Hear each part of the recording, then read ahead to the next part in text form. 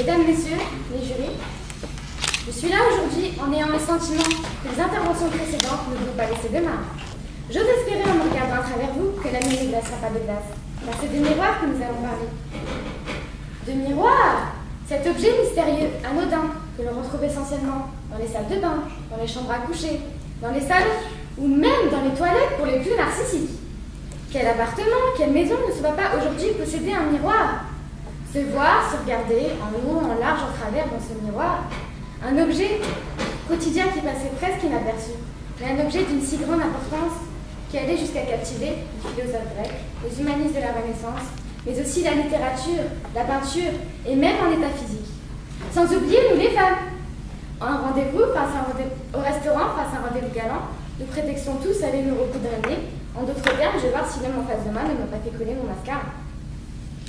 Cet objet invisible et visible à la fois, c'est l'objet nous permettant de nous regarder en face de nous-mêmes, et si utile qui allait jusqu'à engendrer des contes, les légendes, de superstitions et de réel. L'homme n'a cessé d'en débattre. Il s'est interrogé sur son sens réel. Ne réfléchit-on que dans les miroirs? À quoi font réfléchir les miroirs? Si vous le permettez, j'aimerais que nous rentrions dans l'univers non moins passionnant de la philosophie, sauf pour ceux qui la trouvent passionnante, ce qui n'est pas mon cas. Je dis nous parce que je veux que vous soyez acteurs de ma démonstration. Vous êtes mon miroir, et à défaut de briller, je vais tâcher d'y réfléchir.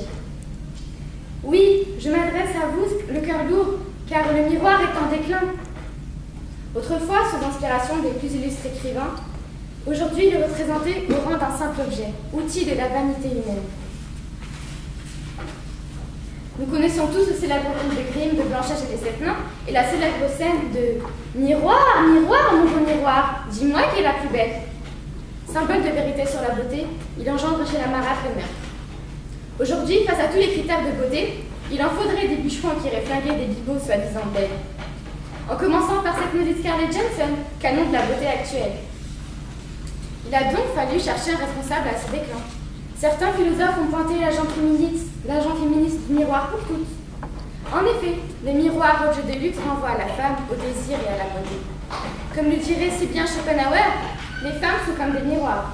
Elles réfléchissent, mais elles ne pensent pas. Quel machiste, c'est Schopenhauer. Et oui, nous les femmes, nous sommes belles, et ce miroir n'est rien d'autre que le fait qu'il nous renvoie à l'image de nous-mêmes. Notre charme et notre charisme, contrairement à vous, les hommes. Et oui, les hommes, j'ai pu constater à travers une légende, celle de Narcisse, un très beau jeune homme qui aimait contempler son visage dans le reflet de l'eau, qui un jour voulut s'embrasser lui-même, tomba et se noya. Quelle triste tragédie. Et oui, alors qu'autour de lui, il y a des milliards de belles femmes qui pourraient attirer son attention.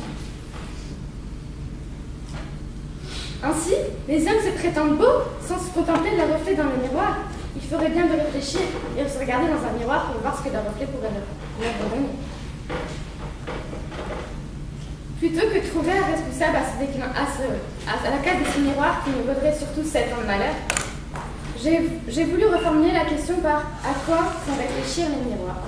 Ainsi, chez certaines personnes objectivement bêtes, le miroir présente une dimension tragique puisqu'il leur renvoie à la réalité de leur apparence.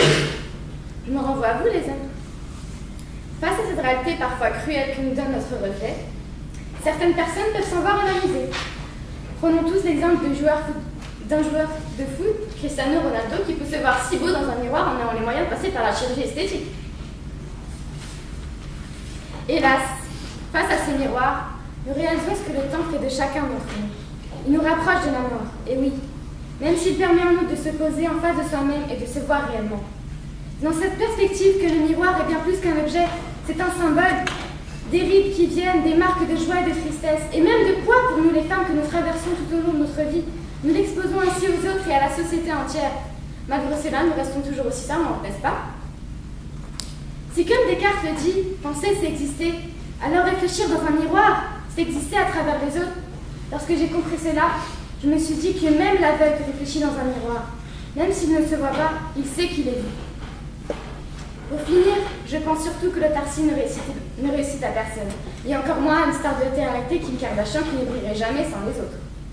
Le vrai miroir, ce n'est pas seulement notre reflet, mais c'est un ami. L'homme qui prétend se suffire à lui-même a besoin d'amitié et d'une épaule sur qui se reposer, telle que celle de la femme. Car la beauté d'une femme n'est peut-être pas physique, mais sa beauté vient du cœur. Les miroirs reflètent ainsi notre beauté intérieure, et en se regardant à travers l'âme qu'on aime, on peut se découvrir tous deux juste en un regard, ainsi nous permettant de réfléchir à notre avenir et voir que la personne en face de nous est notre seul et beau miroir. Je vais donc vous laisser sur ces sages et belles paroles, et décrocher ces miroirs, et essayer de ne surtout pas les casser pour terminer de réfléchir.